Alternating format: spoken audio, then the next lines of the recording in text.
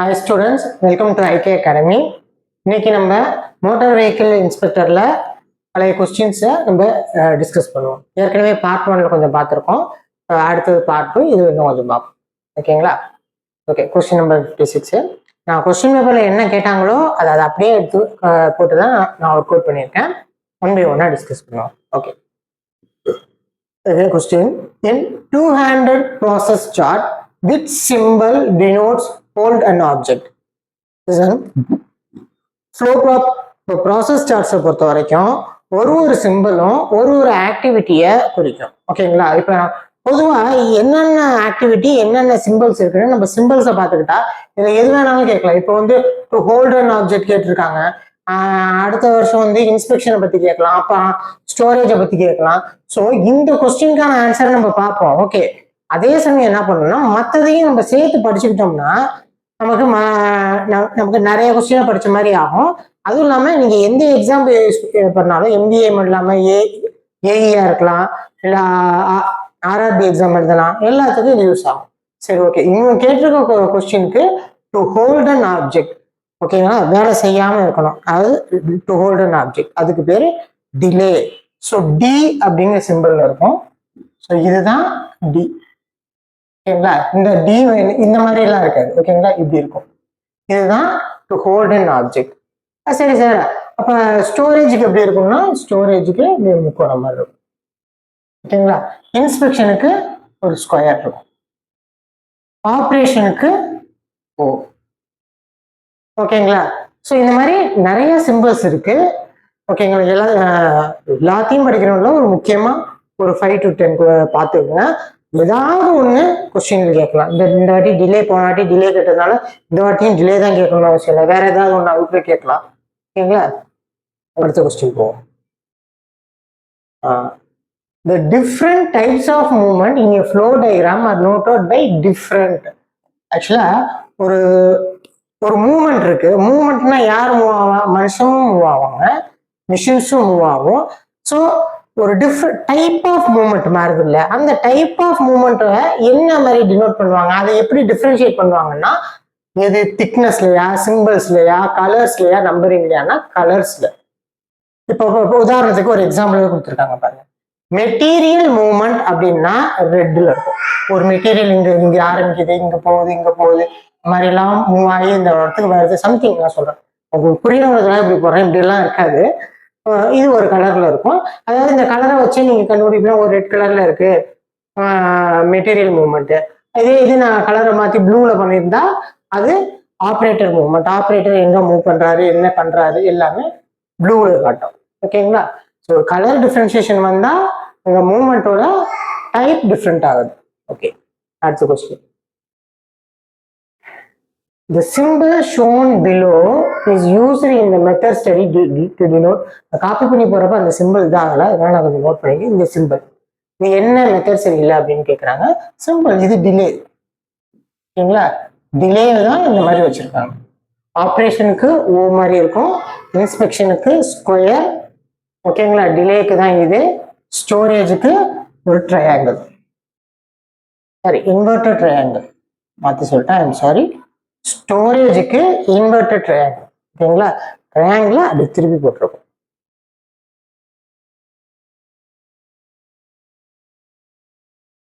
அடுத்தது, arrange the steps involved in method study procedure in ascending order.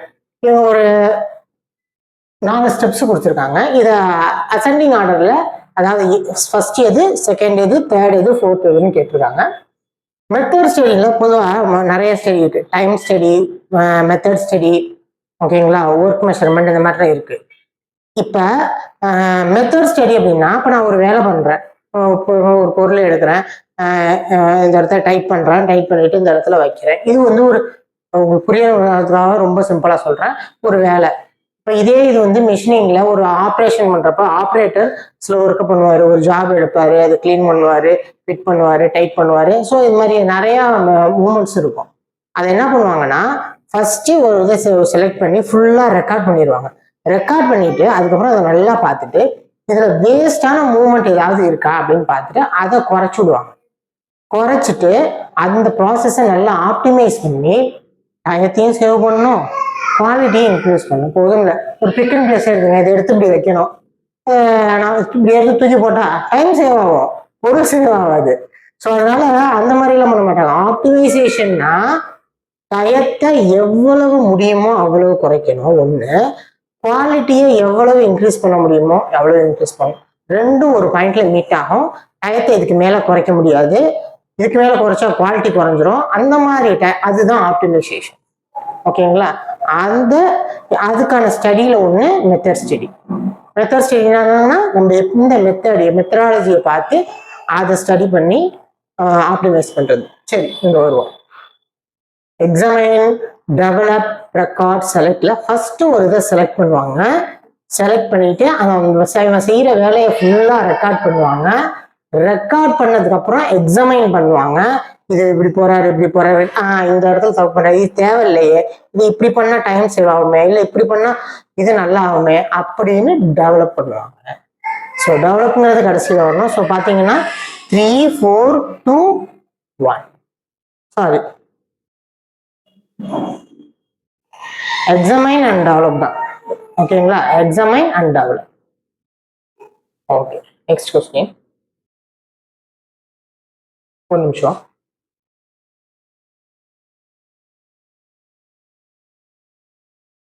Sorry for the interruption. ஆக்சுவலா answer வந்து marking ஆக இருக்கு, but answer வந்து examine and develop. ஓகேங்களா? 3, 4, 1, 2. Okay, and next question. In work measurement, which one focuses on recording delays, interruption and ineffective time? ஓகேங்களா?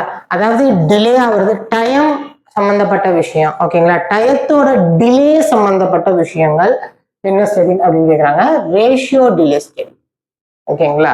அதுதான் அது work sampling அப்படின்னு சொல்லுவாங்க. Okay, next question. Okay, if absorbed time equal to 1 minute, observed rating equal to 120% and standard rating equal to 100%, calculate basic time. இப்போ பேசிக் time கேட்குறாங்க. Observed time அப்படின்னா ஒரு operator ஒரு ஒரு லேத்தில் ஒரு மிஷினிங் பண்ணுறாரு. மிஷினிங் பண்ணுற ஆக்சுவல் டைம், என்னுடைய டைம் என்ன அப்படின்னு நோட் பண்ணுறது அப்சர்வ்டு டைம். ஓகேங்களா? அப்சர்வ்டு ரேட்டிங்கிறப்ப என்னுடைய எஃபிஷியன்சி நார்மலாக பண்ணுறதை விட நான் 20% ஹையஸ்டாக பண்ணுவேன் அப்படிங்கிறப்ப என்னோட ரேட்டிங். இல்லை நான் 10% கம்மின்னா 90ன்னு இருக்கும். நார்மலாக ஒருத்தர் வந்து ஒரு 100 நிமிஷத்துல முடிக்கிறத நான் 90 நிமிஷத்துல முடிப்பேன். ஓகேங்களா? சாரி, எக்ஸ்ட்ரா முடிப்பேன், நான் கொஞ்சம் டிலே பண்ணி முடிப்பேன். இல்லை அதுதான் என்னுடைய ரேட்டிங் அப்படிங்கிறது என்னன்னா நான் எந்த அளவுக்கு எஃபிஷியண்டா முடிக்கிறேன். 20% எஃபிஷியன்ட் அவர். ஓகே, அடுத்து ஸ்டாண்டர்ட் ரேட்டிங்கிறது 100% தான். கால்குலேட் தி பேசிக் டைம். பேசிக் டைம்னா நார்மலா அந்த வேலையை முடிக்க எவ்வளவு நேரம் ஆகும், அவ்வளவுதான். என்னால 20% எஃபிஷியன்ட் ஒர்க்கரால ஒரு நிமிஷத்துல அந்த ஒரு வேலையை முடிக்க முடியும் அப்படிங்கிறப்ப நார்மலா எவ்வளவு நேரத்துல முடியும் அப்படின்னு அவங்க கேட்குறாங்க. ஆக்சுவலா நீங்க குத்து மதிப்பா சொல்லிடலாம். ஒரு எஃபிஷியன்ட் பர்சன் வந்து ஒரு நிமிஷத்துல முடிக்கிறாருன்னா கண்டிப்பா இன்எஃபிஷியன்ட் பர்சன் வந்து அதை விட கொஞ்சம் அதிக டைம் தான் எடுத்துக்குவாரு. கண்டிப்பா மோர் தென் 1 தான் இருக்கும். ஆன்சர் 4மே மோர் தென் 1ங்கிறதுனால you have to go for formula. ஓகேங்களா? சப்போஸ் இதுல வந்து 1.2 கொடுத்துட்டு மிச்சம்லாம் 1க்கு கீழேன்னா நீங்க கண்ணை மூடிட்டு 1 அடிச்சிடலாம். இன்னொன்று 20% தான் எஃபிஷியன்ட் அதிகம் அப்படிங்கிறப்ப ரொம்பவும் டிலே ஆயிடாது. ஸோ கொஞ்சம் தான். ஸோ நீங்க குத்து மதிப்பா பார்த்தாலும் ஏதான், பட் டைம் நிறைய இருக்குங்கிறப்ப நீங்க இந்த மெத்தட் யூஸ் பண்ணுங்கன்னா பெஸ்ட் ஃபார்முலா போடுறதான். Basic time equal to observe time into observe rating divide by 100. இந்த ஃபார்முலாவில் அப்படியே கொடுத்துருக்கிறத சப்ஸ்டியூட் பண்ணீங்கன்னா ஆன்சர் 1.2 வரும். Next one. Okay, chemical reaction between finely divided aluminum powder and iron oxide takes place. எங்க நடக்குது அப்படின்னு கேட்குறாங்க. லிசன், இது வந்து ஆன்சர் வந்து வெல்டிங். 4மே வெல்டிங் கொடுத்துட்டாங்க. கெமிக்கல் ரியாக்ஷன் எங்க நடக்கும், எந்த வெல்டிங்ல கெமிக்கல் ரியாக்ஷன் அதிகமாக இன்வால்வ் ஆகும் பாருங்க. ஆர்க் வெல்டிங்ல என்ன ஆகும்னா, பிரின்சிபல் ஆஃப் ஆர்க் வெல்டிங் என்ன, ஒரு கரண்ட் போகுது, ரெசிஸ்டன்ஸ் வருது, கொஞ்சோண்டு கேப் ரொம்ப கம்மியா இருக்கிறதுனால ஒரு ஆர்க் ஜென்ரேட் ஆகுது. அந்த ஆர்க் வந்து ஹை டெம்பரேச்சரை கிரியேட் பண்றதுனால மெல்டிங் நடக்குது, வெல்டிங் நடக்குது. சரி, இது ஆர்க் வெல்டிங்கோட பேர். ஆக்சி அசிட்டில் என்ன நடக்கும்? ஆக்சிஜனும் அசிட்டனும் குறிப்பிட்ட ரேஷியோவில் மிக்ஸ் பண்ணி இக்னைட் பண்றப்ப அது ஒரு ஃப்ளேம் வரும். அந்த ஃப்ளேமோட டெம்பரேச்சர் பார்த்தீங்கன்னா 3000 அரௌண்ட் 3000 இருக்கும். ஸோ அதை வச்சு வெல்டிங் நடக்கும். ஸோ இதுல கெமிக்கல்னு பார்த்தோன்னே சொல்லிடலாம் தெர்மிட் வெல்டிங். தெர்மிட் வெல்டிங்ல என்ன பண்ணுவாங்கன்னா அலுமினியம் பவுடரையும் அயன் ஆக்சைடையும் போட்டு பற்ற வைக்கிறப்ப என்னன்னா உள்ளுக்குள்ள வெடிக்கும்னா பாம் மாதிரி நினைக்காதீங்க. அது ஒரு கெமிக்கல் ரியாக்ஷன் நடந்து அது வந்து ஒரு எக்ஸோதெர்மிக் ரியாக்ஷன் சொல்லுவாங்க. அதிக ஹீட்டை வெளிப்படுத்தும். அந்த வெளியாகிற ஹீட் வந்து அதிகமா இருக்கும். ஒன்றும் இல்லை, சுண்ணாம்புக்குள்ள தண்ணி ஊற்றி பாருங்க, கையால தொட்டிங்கன்னா கை கொப்பளிச்சிடும், அவ்வளோ ஹீட் வெளில வரும். ஓகேங்களா? ஸோ அதனால அது நிறைய டெம்பரேச்சரை லிபரேட் பண்ணும். அந்த டெம்பரேச்சர் எதுக்கு யூஸ் ஆகும்னா வெல்டிங்க்கு யூஸ் ஆகிடும். அதுதான் தெர்மிட் வெல்டிங். ஓகேங்களா? ஸோ டைப்ஸ் ஆஃப் வெல்டிங் நிறைய இருக்கு. இந்த எல்லா வெல்டிங் மொத்தத்தையும் படிக்க வேணாம், முக்கியமான வெல்டிங்ஸ் எல்லாம் பேசிக் பிரின்சிபிள்லாம் படிச்சுப்போம். ஸோ அதுலேருந்து ஏதாவது கொஸ்டின்ஸ் வரும். அடுத்து டெம்பரேச்சர் பாருங்க, அரௌண்ட் 2500 டிகிரி சென்டிகிரேட். இது போதும் ஒரு இது எங்க யூஸ் பண்ணுவாங்க? தெர்மிட் வெல்டிங்கோட அப்ளிகேஷன் கேட்பாங்க. ரயில்வே ட்ராக்லாம் இருக்கு பார்த்தீங்களா, 2 ரயில்வே ட்ராக்கை ஜாயின் பண்றதுக்குலாம் தெர்மிட் வெல்டிங் தான் பண்ணுவாங்க. ஓகேங்களா? இந்த கொஸ்டினும் அடிக்கடி கேட்குற question. Okay, application of thermit welding போட்டு ஒரு 4 கொடுத்துருப்பாங்க. அதுல என்ன ரயில்வே ட்ராக்னு இருக்கும். ஸோ ஆப்ஷன் அதுதான். சரி, how can you feed the workpiece in upmilling? அது ரொம்ப முக்கியமான கேள்வி. அப்மில்லிங்ல கேட்பாங்க சில கொஸ்டின் வந்து டவுன் மில்லிங்ல இருந்து வரும். அப்மில்லிங்னா என்னன்னா, அவங்க வச்சுங்க, ஒரு கட்டர், ஒரு ஒர்க் பீஸ், ஒரு கட்டர் இருக்கு அப்படின்னா, ஓகே நான் டிராயிங் பார்த்து இது பண்ணிக்காதீங்க. ஓகே, ஒரு கட்டர், மில்லிங் கட்டர் வந்து எப்படி ரொட்டேட் ஆகும்? ஓகேங்களா? இது இந்த பக்கம் மூவ் ஆகுது, இது இந்த பக்கம் மூவ் ஆகுது. இப்படி ரெண்டும் சேம் டைரக்ஷன்ல மூவ் ஆகுதுன்னா அது டவுன் மில்லிங். அது 1 மினிட்.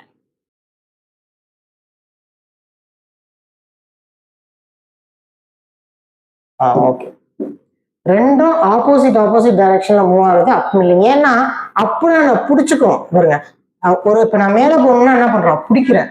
ஸோ அதுக்கு வந்து இந்த அப் மில்லிங் அப்படின்ட்டு. ரெண்டும் ஒரே டைரக்ஷன்ல இருந்ததுன்னா டவுன் மில்லிங். சரிங்களா? இப்ப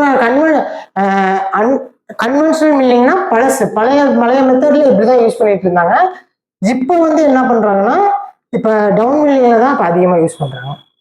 இதுல என்ன ப்ராப்ளம்னா, சப்போஸ் இது வந்து ஃபிக்ஸ் பண்ணியிருக்கிறது அவ்வளவு ஸ்ட்ராங்கா இல்லைன்னா அப் மில்லிங்ல பிரச்சனை அப்படியே எத்திக்கிட்டு வெளியில போகும். ஸோ அது வந்து ஒரு மேஜர் டிஸ்அட்வான்டேஜ். ஒரு ரொம்ப அன்சேஃப் ஆப்ரேஷனா அப் மில்லிங் இருந்ததுனால நிறைய பேர் இப்போ வந்து சஜஷன் பண்ணி டவுன் மில்லிங்க்கு போக ஆரம்பிச்சாங்க. டவுன் மில்லிங்ல சர்ஃபேஸ் ஃபினிஷும் நல்லா இருக்கும். இதுக்கு இன்னொரு பேர் இருக்கு, கன்வென்ஷனல் மில்லிங். இது ஒரு பழைய மெத்தட். ஓகே, அடுத்த question. In a shaper metal is removed during ஷேப்பரிங்ல மெட்டல் எப்ப ரிமூவ் ஆகுதுன்னு கேட்குறாங்க. 2 ஸ்ட்ரோக்கு, ஒன்று ஃபார்வேர்டு, இன்னொன்று ரிட்டர்ன் ஸ்ட்ரோக். இதுல 2 ஸ்ட்ரோக்லயுமே மெட்டல் ரிமூவ் ஆகுமா? ஆகாது. ஃபார்வேர்ட்ல ஒரு கட் பண்ணி ஒரு கட் எடுத்துட்டு போயிட்டு ரிட்டர்ன் வரும். ரிட்டர்ன் வர்றப்ப இந்த கட்டு எடுக்காது. நல்லா கவனிங்க, ஒரு குறிப்பிட்ட வேகத்துல போகுது. உதாரணத்துக்கு ஒரு புரியணுங்கிறது 10 மீட்டர் per செகண்ட்ல போகுதுன்னு வச்சுக்கோங்க. புரியணுங்கிறதுக்கா 10 மீட்டர் செகண்ட்லயா கட் எடுக்கணும்னு கேட்கக்கூடாது. 10 மீட்டர் per செகண்ட்ல போகுது, கட் எடுத்துடுச்சு. அதே ஸ்பீட்ல வந்துச்சுன்னா நமக்கு டைம் லாஸ் தானே. ஏன்னா ரிட்டர்ன் ஸ்ட்ரோக்ல அது எந்த மெட்டீரியலுமே ரிமூவ் பண்ணல, சும்மா வெறுமனத்துக்கு அதே ஸ்பீட்லயே வந்தா நமக்கு. அப்ப ஸ்பீடை அதிகப்படுத்தினா தேவையில்லாத அந்த ரிட்டர்ன் ஸ்ட்ரோக்கோட டயத்தை நம்ம ஃபாஸ்டா ஆக்குனா நமக்கு டைம் சேவ் ஆகும்ல. ஒரு நாளைக்கு 100 வாட் ப்ரொடியூஸ் பண்ற இடத்துல ஒரு 120 130 ப்ரொடியூஸ் பண்ணலாம்ல. அப்போ அதுக்கு ஒரு மெக்கானிசத்தை வச்சாங்க ஷேப்பர்ல. இந்த மெக்கானிசத்துக்கு பேரு குயிக் ரிட்டர்ன் மெக்கானிசம். ஓகேங்களா? இது வந்து கொஸ்டின் கேட்கலாம், நான் அடிஷனலா சொல்றது. ஸ்லோவா போய் கட்டிங் பண்றதுக்கு என்ன ஸ்பீடு வேணுமோ அதுல போய் கட் எடுத்துட்டு வெறுமனா வர்றது டக்குன்னு வேகமா வந்துடும். Quick return mechanism. So quick ரிட்டர்னோட அர்த்தம் அதுதான். எதுக்கு நான் வர்றப்ப தேவையில்லாம டயத்தை வேஸ்ட் பண்ணிட்டு வேகமா வந்துடுறேன், வேலை ஃபார்வேர்டில் பண்ணுறேன், அதுக்கு எவ்வளோ நேரம் வேணுமோ அது மட்டும் எடுத்துக்கிறேன். ரிட்டர்ன் வந்து எனக்கு வேலை கிடையாது, அதனால நான் வேகமாக வந்துடுறேன். அதான் குயிக் ரிட்டர்ன் மெக்கானிசம் எதில் இருக்கும்னா ஷேப்பரில் இருக்கும். ஓகேங்களா, அந்த கொஸ்டினும் கேட்கலாம். ஓகே, அடுத்த கொஸ்டின் அடிக்கடி கேட்குற கொஸ்டின். நிறைய ஒரு 10 ஏதாவது ஒரு காம்படிட்டிவ் எக்ஸாம் எடுத்தீங்கன்னா எந்த இது வேணாலும் சொன்னேன். எம்பிஏ மட்டும் சொல்றேன். எம்ஏஆ இருந்தாலும் சரி, எம்ஏடபிள்யூஎஸ் இருந்தாலும் சரி, ஏஇஆ இருந்தாலும் சரி, ஆர்ஆர்பி இருந்தாலும் சரி, இந்த கொஸ்டின் நிறைய நிறைய கொஸ்டின் பேப்பர்ல இருக்கும். தெர்மோபிளாஸ்டிக் மெட்டீரியல் பாட்டில்ஸ் எந்த மெத்தட்ல ப்ரொடியூஸ் பண்றாங்க? ஓகேங்களா, ப்ளோ மோல்டிங். ஓகேங்களா, ப்ளோ மோல்டிங்னா ஃபர்ஸ்ட் ஒரு டியூப் மாதிரி வச்சிருப்பாங்க, அங்கே காற்று ஹாட்டான ஏரை ப்ளோ பண்ணுவாங்க, அது அப்படியே பெருசாக உருகி வரும். சரி, ஊதி பலூன் மாதிரி மேலே வரும். பலூன் மாதிரி வருதுன்னா அது இஷ்டத்துக்கு போகாது, வெளியில வந்து ஒரு கண்டெய்னர் கேசிங் இருக்கும், அந்த கண்டெய்னர்ல போய் இடிச்சுக்கிட்டு, அதாவது பாட்டில் கண்டெய்னர் ஷேப்ல இருக்கும். ஸோ அது அவ்வளவுதான், அதுக்கு மேல என்லார்ஜ் ஆகாது. அதுக்கப்புறம் அதை கூல் பண்ணுவாங்க, அதுக்கு பேர் தான் ப்ளோ மோல்டிங். திரும்ப திரும்ப கேட்குற கொஸ்டின் இது. ஓகேங்களா, சில பேருக்கு மைண்ட்ல நல்லா ஞாபகம் இருக்கும், இருந்தீங்கன்னா இருந்தா சந்தோஷம், இல்லாட்டியும் நல்லா ஞாபகம் வச்சுங்க.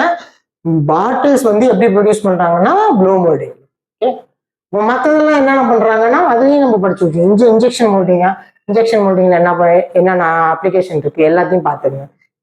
மாத்தி மாத்தி கேட்கறதுக்கு வாய்ப்பு இருக்கு.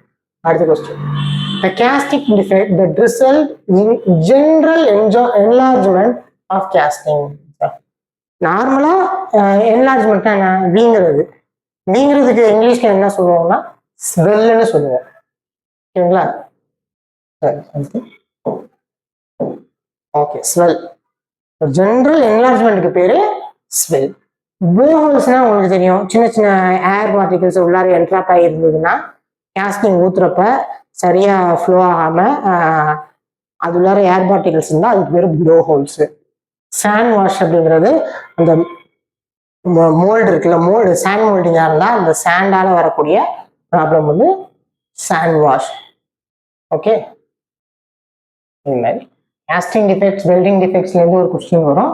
கேஸ்டிங் டிஃபெக்ட்ஸில் ஒரு இம்பார்ட்டண்ட்டாக ஒரு 10 படிச்சிடலாம். வெல்டிங் டிஃபெக்ட்ஸ்லேயும் அதே மாதிரி தான். ஸோ பார்த்துக்கிட்டோம்னா அதுலேருந்து ஒரு சில கொஸ்டின்ஸ் வரும். என்ன கொஸ்டின் இது வந்து பேசிக்கு. 1 horsepower is equal to the power used to lift dash kg for a distance of 1 meter in 1 second.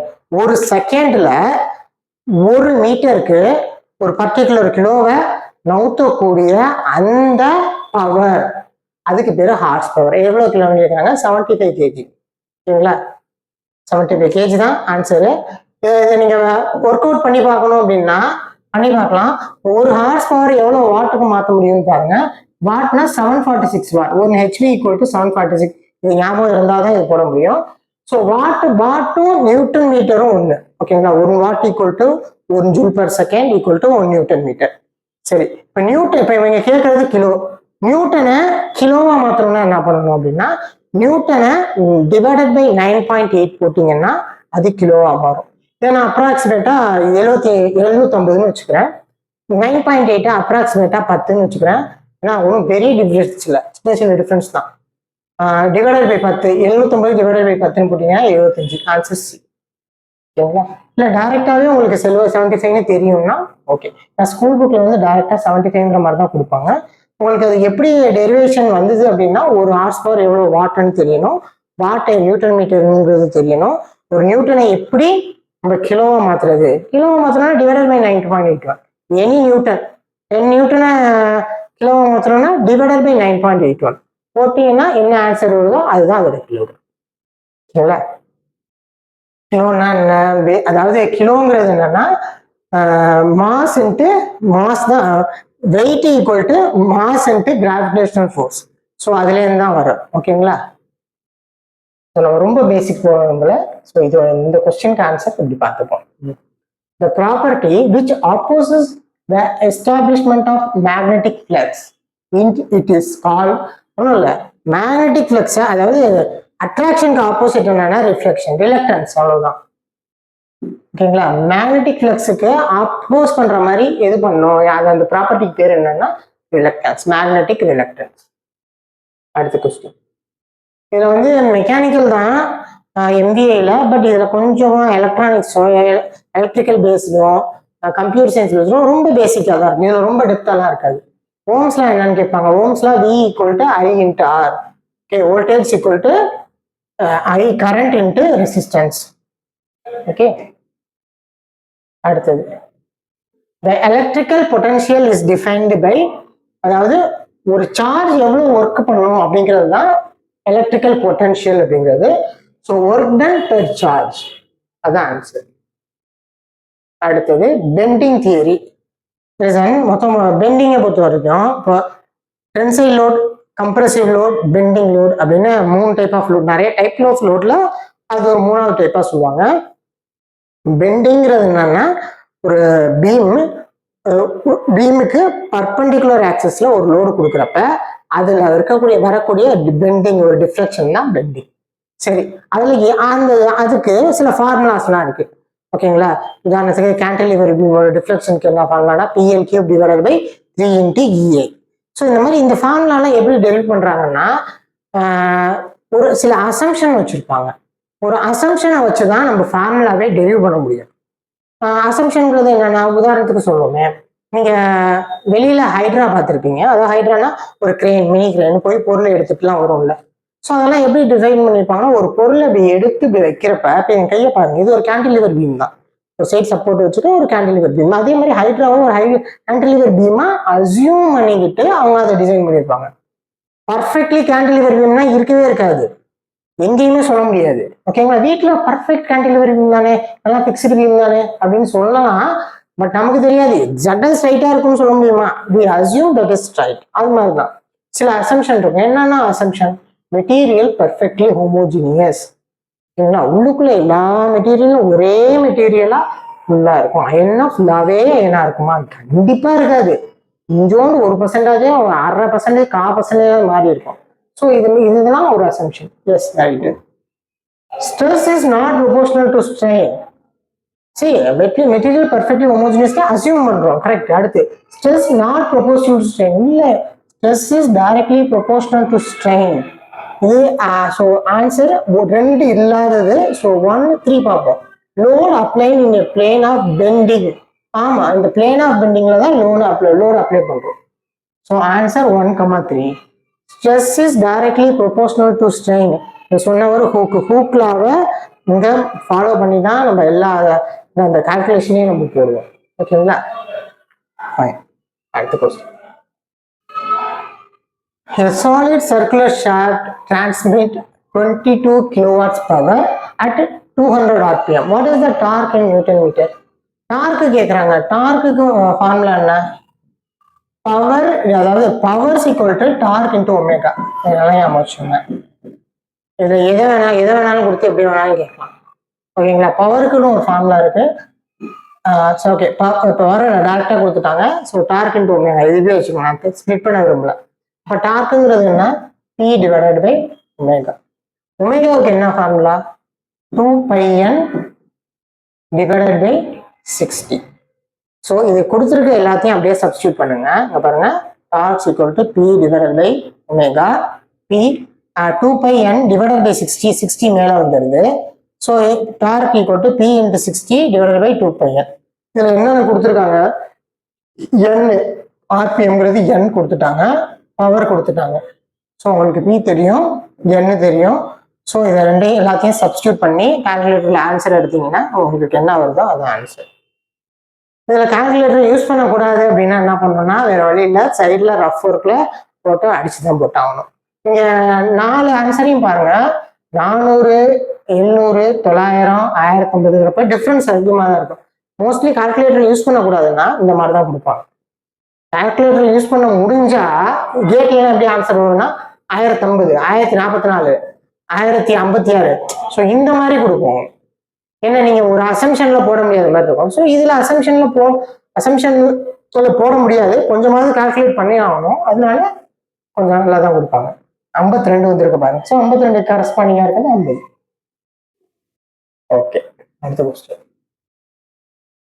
நல்ல கேள்வி. இங்க லேமினேட்டட் ஸ்ப்ரிங்னா லீப் ஸ்ப்ரிங். இப்போ பஸ்ல, லாரிலாம் இருக்கும்ல பின்பக்கம் இந்த டயர்கிட்ட, ஸோ அதான் leaf spring. Okay, the load at which the plate becomes straight is called.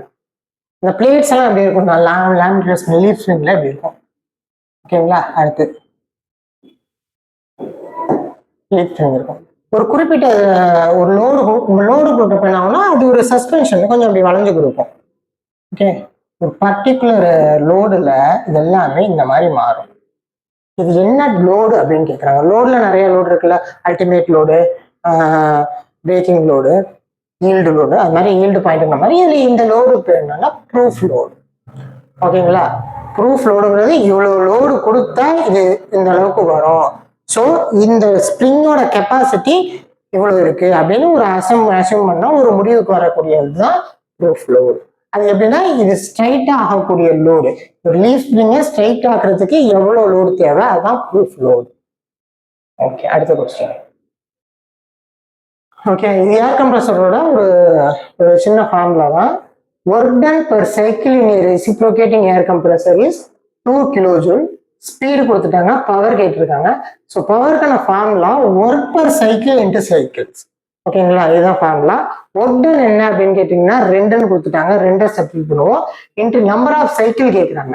பாருங்க, நம்பர் ஆஃப் கிலோ ஜூல்ஸ் வர்றதுனால இன் டர்ம்ஸ் ஆஃப் செகண்டா மாத்திக்கணும். ரிவல்யூஷன் பர் மினிட் இருக்கு. ஓகேங்களா, 120 சுத்து ஒரு நிமிஷத்துக்கு. ஒரு நிமிஷத்துக்கு 120 சுத்து சுத்துனா அப்போ ஒரு செகண்டுக்கு எத்தனை சுத்து சுத்தும்? Divided by 60. 120 டிவைடட் பை 60னா என்ன? 2. ஸோ ஒரு செகண்டுக்கு 2, அது அப்படின்னா 2 சைக்கிள்னு அர்த்தம். So 2 × 2 4, answer 4. ஓகேங்களா, இது ஃபார்முலா தெரியணும்ப்பா, வேற ஒன்றும் இல்லை. ஃபார்முலா தெரிஞ்சா ஈஸியாக போட்டுருங்க. அடுத்த question. The critical point of water. ஆக்சுவலாக டைரக்ட் கொஸ்டின். வாட்டரோட கிரிட்டிக்கல் பாயிண்ட் தெரிஞ்சிருக்கணும். அது இப்போ அதோட ப்ரெஷர் அண்ட் டெம்பரேச்சர். 221 பாரும் அப்புறம் 375 அரௌண்ட். நீங்கள் 220 370 375 ஞாபகம் வச்சுக்கோங்க, மைண்ட்ல ஈஸியாக இருக்கும். ஏன்னா டெசிமலோட வச்சுக்கிறது கொஞ்சம் கஷ்டம் தான். ஸோ இப்படிதான். மற்றபடி பார்த்தீங்கன்னா அது ரொம்ப நியராக கேட்க மாட்டாங்க இந்த மாதிரி கொஸ்டின்லாம். 220 ஞாபகம் வச்சுக்கோங்க, 375 ஞாபகம் வச்சுக்கோங்க. ஞாபகம் வச்சுக்கிறது ஈஸி, அதுக்காக. அடுத்து நல்ல கேள்வி. In a vapor compression refrigeration system, the function of a condenser is. கண்டென்சரோட ஃபங்க்ஷன் என்னன்னு கேட்குறாங்க. ஒன்று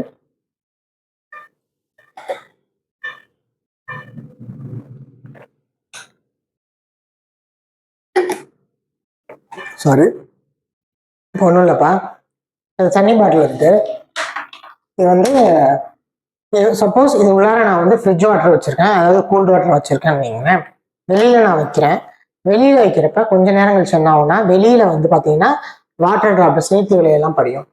அது எப்படி படிஞ்சது? இங்கேருந்து ஊடுருவி எதுவும் வெளில வருதா? கூலிங்ல அப்படியெல்லாம் வராது.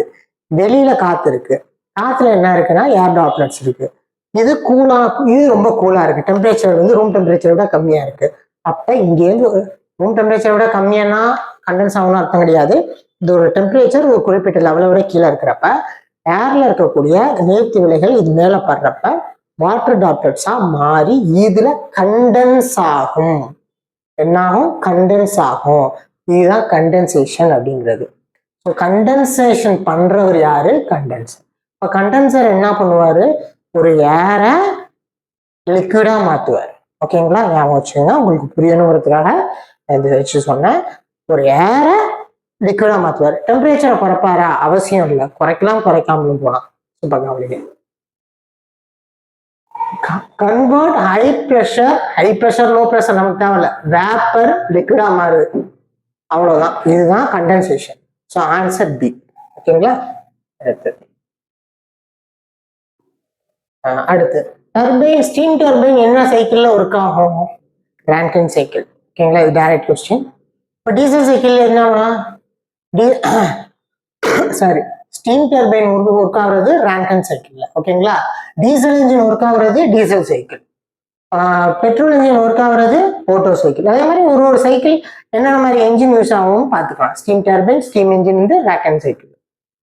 அடுத்தது the fuel used in pressurized water reactorல என்ன fuel யூஸ் பண்ணுன்னா enriched uranium. சரிங்களா? எவ்வளோ என்ரிச்மெண்ட் இருக்கும்னா அரௌண்ட் 3 to 5%. அடுத்த question, which of the following is false related to impulse turbine? இந்த கொஸ்டின் கேட்குறாங்க. ஸோ இந்த கொஸ்டின் வந்து நம்ம அடுத்த கிளாஸ்ல பார்ப்போம். ஓகேங்களா? ஒவ்வொரு கிளாஸ்லையும் கொஞ்சம் வீடியோஸாக பார்ப்போம் சார். ஒவ்வொரு கிளாஸ்லையும் ஒரு குறிப்பிட்ட கொஸ்டின்ஸ் பார்ப்போம். ஓகேங்களா? தேங்க்யூ. வச்சதை இன்னொரு கிளாஸ்ல பார்ப்போம்.